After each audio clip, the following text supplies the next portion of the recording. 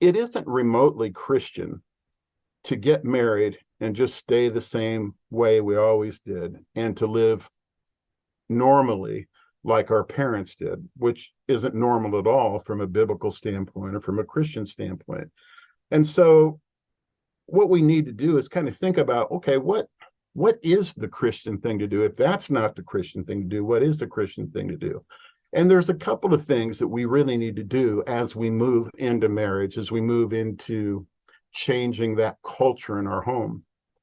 One is to examine yourself to see whether you're in the faith. The Apostle Paul said that's a primary issue, that we need to always examine ourselves to make sure we're aligning with Scripture. And I know my wife asked me a couple of things the other day, and I was really moved. Because here we are, we've been married 42 years, and she's still doing these right things. For instance, she said, "Sweetheart, what are your priorities these days?" You see, you can kind of tell from my hair and everything, I'm in my 60s. I'm kind of moving from one part of my career into other parts of my career, and she just wants to know who I am. She wants to know what my priorities are. And she also said, what are your priorities when it comes to our kids? What do you still need to teach them? What do you still want to do in your connections with them?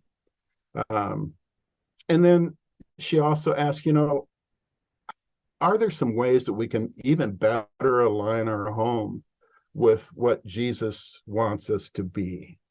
Okay.